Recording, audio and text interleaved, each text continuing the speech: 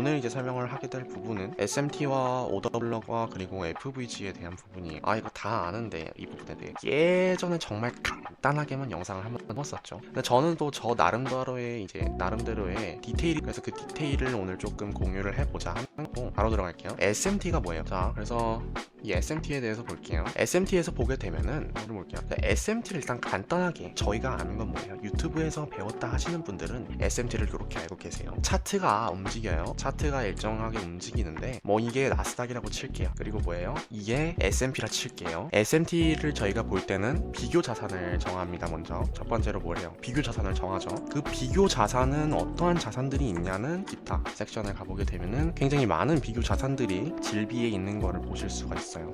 그 자산 중에 제가 딱 메인으로 그냥 지금 예를 들게요. 나스닥과 S&P로 두 가지를 정해서 예를 조금 들겠습니다. 그래서 나스닥과 S&P가 하방에 대한 움직임을 보여줘요. 차트를 보니까 이 부분에 대해서 일정한 뭐 오더블럭이든 여러분들이 흔히 조금 들어보셨던 FVG든 지지에 대한 구간을 나스닥과 S&P가 다 주고 있는 거를 저희가 확인을 합니다. 이때 S&T를 활용을 할 수 있죠. 왜? 이 S&T가 뭐예요? 비교 자산이 있어요. 이 비교 자산 사이에서 일정한 저점 혹은 고점에 대해서 움직임의 차이를 보여주죠. 움직임의 차이를 보여주는데 이게 곧 뭐예요? 이게 곧 뭐를 의미해요? 이게 곧 반전에 대한 신호를 의미해요. 기본적인 부분이에요. 비교 자산 간의 저점과 고점에서의 움직임 차이, 이게 무슨 말이에요? 이 부분에 대해서 이제 반등을 주는데, 그죠? 반등을 주는데 차트가 이전에 이런 식으로 MMXM을 그리기 때문에 이런 식으로 올라왔다가 지금 내려가고 있는 부분이겠죠. 차트가 일정한 저점이 형성이 되어 있을 거예요. 유동성이. 그리고 이 부분에 대해서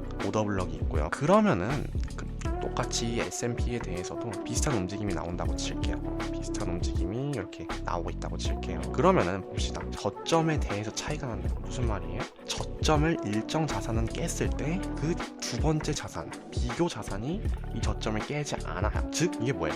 이 저점에 대해서 한 자산은 낮췄고 한 자산은 더 높은 저점을 유지해요. 그죠? 이게 무슨 말이에요?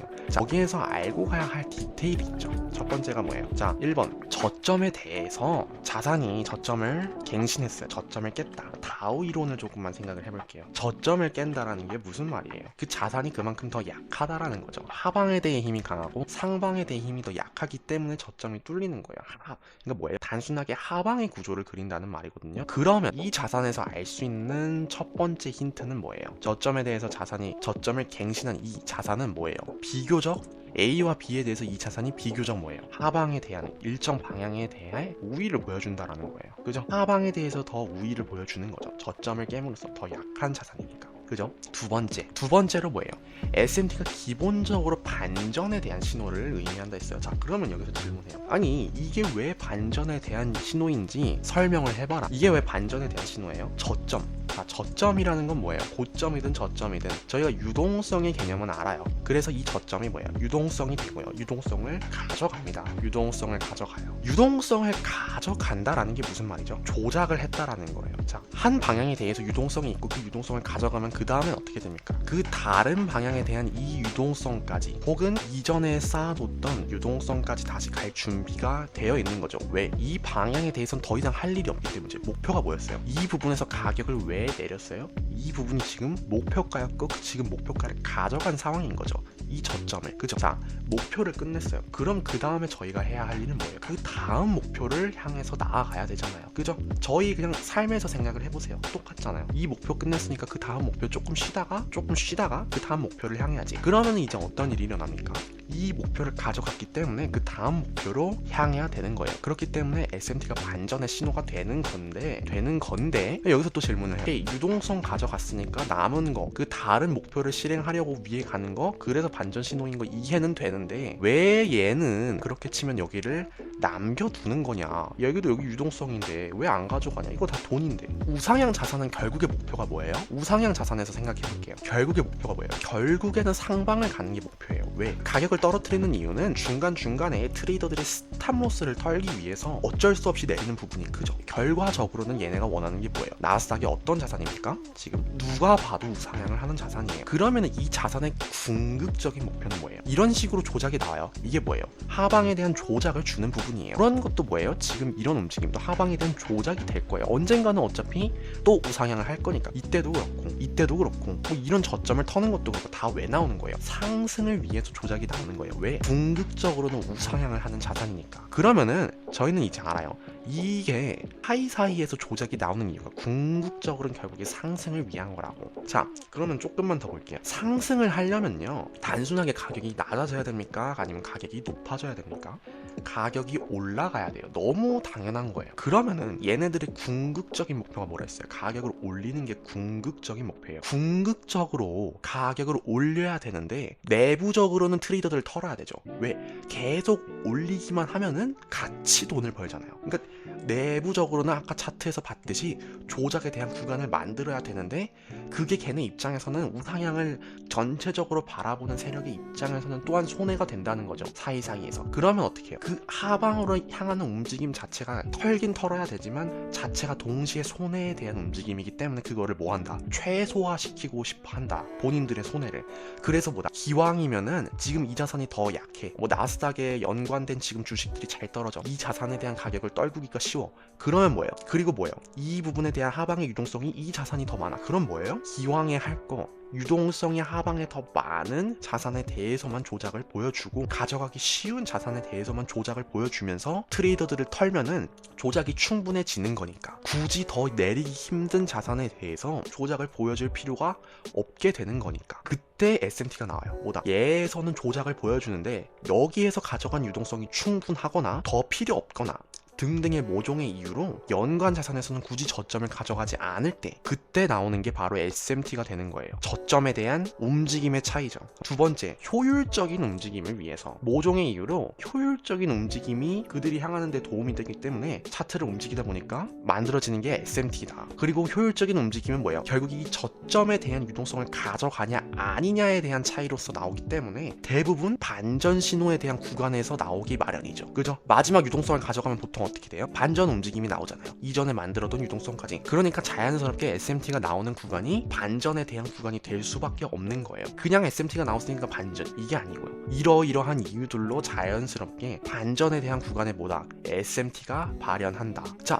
그러면은 이 SMT를 그냥 SMT 나왔으니까 매수 매도가 아니죠. 저는 이거를 3만 번도 더 넘게 강조를 한 것 같지만 당연히 SMT는 하나의 보조 도구일 뿐이에요. 결국에는 SMT라는 것도 유동성을 가져가고 뭐 이런 부분에 대해 의미가 있지만 동시에 결국에 어떤 자산이든 일정 자산이 보통은 똑같이 가지 않아요. 비트코인과 이더리움이 동일하게 움직이는 경우도 있지만 아닌 경우도 있듯이 어떤 자산도 동일합니다. 자산이 당연히 더 큰 힘 차이를 보여줄 때 SMT 같은 그런 움직임이 나오는 경우가 많아요. 그래서 이 SMT는 항상 뭐다? 이 자산이 비교 자산의 반전에 대한 신호를 의미한다 했어요. 그럼 뭐예요? 반전이 나올 그 근거를 SMT 외에도 저희가 찾아낼 수 있어야겠죠. 일정 저항에 대한 구간 혹은 이 구간에 대한 유동성 1차적인 목표를 가져갔기 때문에 그 다음 목표로 향할 거라 하는 본인만의 차트에 대한 논리 등등이 적용이 돼야겠죠. 그죠?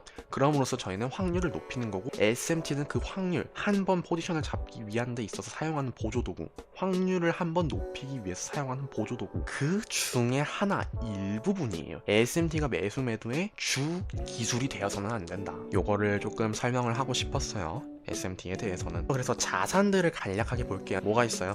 비트와 이더리움이 있어요. 그리고 나스닥과 S&P가 있고요. 또 뭐가 있어요? 달러와 그리고 뭐 유로 달러, 뭐 파운드 달러, 호주 달러 등등의 달러 자산이 있겠죠. XXX USD, 유로 달러는 EU USD, 이런 식으로 달러의 자산들이 조금 있겠고요. 그리고 달러와 USD XXX, 얘네는 반대예요. 쉽게 말하면은 요쪽 자산은 뭐예요? 요쪽에 대한 애들은 이것도 간략하게만 설명을 할게요. SMT니까. 이 부분에 대한 부분은 뭐냐면 달러에 대한 부분을 볼게요.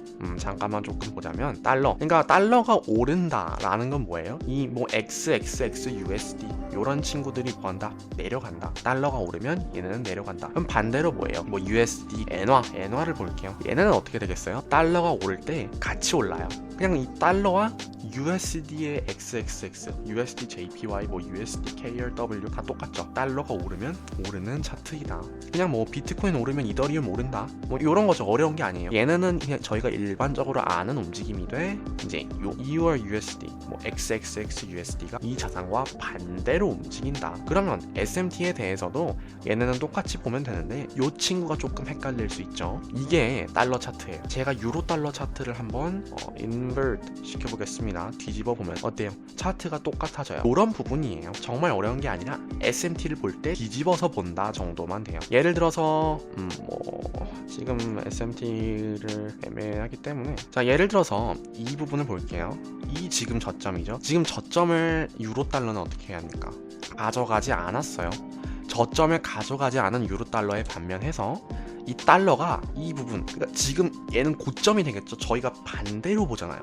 그러니까 이전의 SMT는 어떻게 봤어요? 동일하게 이 자산에 대해서 얘가 저점을 가져갔을 때 얘는 저점을 가져가지 않는 거, 이게 비트고 이더리움이면, 그죠? 저점에 대해서만 둘을 평가했다면 지금 이 달러는 예외적으로 서로 반대에 대한 움직임을 보여줄 수밖에 없죠. 얘는 달러고 얘는 XX에 대한 달러니까, 그죠? 반대에 대한 부분을 보여줄 수밖에 없기 때문에 특정 구간에서 차트를 보면 똑같아요. 차트를 2분할로 볼게요. 보게 되면은 어때요? 자, 이 구간과 이 구간이 지금 동일시되고 있는 구간이죠. 이 구간에 대해서 어때요? 고점을 뚫는 움직임을 보여줬을 때 조금 하방을 향했죠. 근데 그 부분에서 어때요? 얘는 유동성을 가져갔는데 얘는 유동성을 가져가지 못했어요. 단순한 거예요. 결국에 항상 보이지만 어떤 자산은 유동성을 가져갔는데 얘는 가져갔는데 얘는 못 가져갔다. 그 차이만 보시면 돼요. 지금 이 세로선이 보이시죠? 똑같은 날에서 형성된 특정 저점과 고점이고요. 똑같은 날에 형성된 특정 저점과 고점이죠. 정말 아예 동일한 시각이잖아요.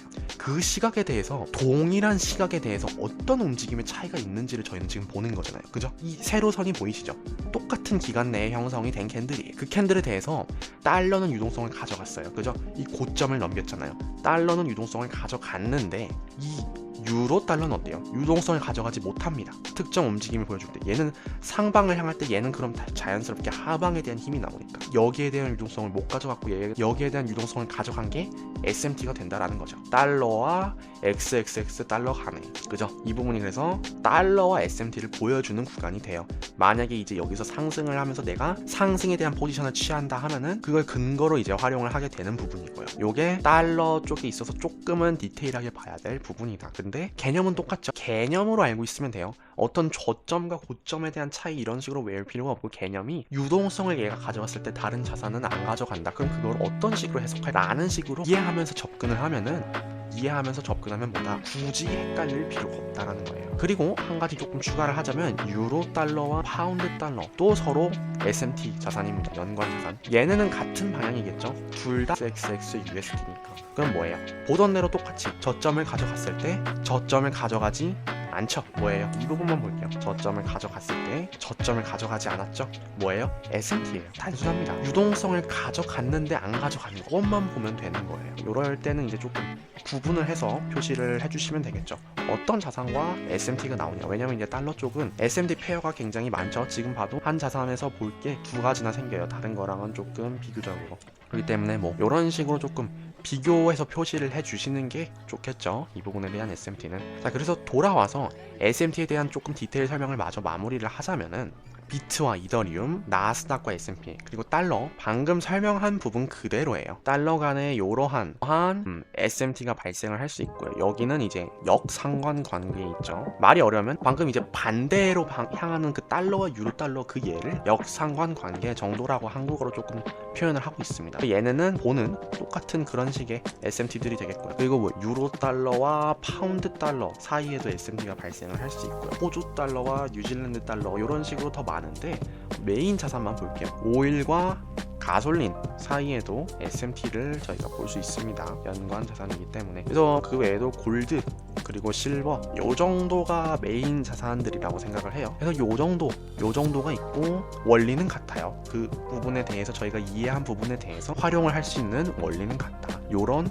SMT 정도들 요 정도만 아시면 된다. 그래서 SMT를 요런 식으로 반전에 대한 구간에 대해서 요러한 부분을 활용을 해서 SMT인 걸 인지하고, 보조도구, 항상 강조하지만 보조도구, 도구 중에 하나로서 근거 중에 수많은 내가 포지션을 잡기 위해서 활용하는 근거가 지금 10가지가 된다면 그 중에 하나로서 활용을 하는 거예요. 매수 매도에 대한 주 근거가 되지 않는다. 다시 한 번만 강조를 하지만 SMT는 주 매수 매도를 위한 주 근거가 되지 않는다. 절대로. 이게 굉장히 중요한 부분이 될 거예요. 그러니까 이 부분을 한 번만 더 상기시켜 주세요. 항상. 왜 이 부분을 제가 언급을 하냐면 SMT가 나왔다고 해서 흥분해서 매수 매도를 하는 사람이 되게 많아요. 요런 것만 나왔다고 해서 여기서 이제 이런 움직임이 나왔다고 해서 매수. 근데 여기서 매수를 들어간다고 하면은 뭐 여기에 또 저항에 대한 구간이 있겠죠. 그죠? 그럼 이 부분에 대해서 하락을 맞으면 어때요? 구조를 보면은 구조 자체가 이게 어떤 구조예요? 자연스러운 하방에 대한 구조죠. 그러니까 SMT라는 거는 사실 의미가 부여되려면은 특정 근거들이 훨씬 더 많이 나와야 그때서야 이러한 부분을 의미 부여하고 저희가 해석을 하면서 차트에서 진입을 하는 거예요. 이때 진입을 하는 게 아닙니다. 이 저점에서 진입을 하는 게 아니라 항상 뭐다? 특정 추가 근거들이 나오고 내가 이제서야 포지션을 볼 수 있다 했을 때 그때서야 이 부분에 대한 의미 부여를 하는 거예요. 그럼 언제 포지션을 볼 수 있는 거냐? 그런 거는 제 실전 영상을 봐주셔야겠죠. 자, 나와 있으니까 제가 어떤 식으로 이거를 활용을 하고 매수 매도를 하는지 매 영상에 나와 있어요. 찾기 어렵지 않으실 겁니다. 매일 활용을 하기 때문에. 그래서 이런 식으로 활용을 하고 꼭지점에서 들어가는 매수 매도에 활용을 하는 부분이 절대 아니다.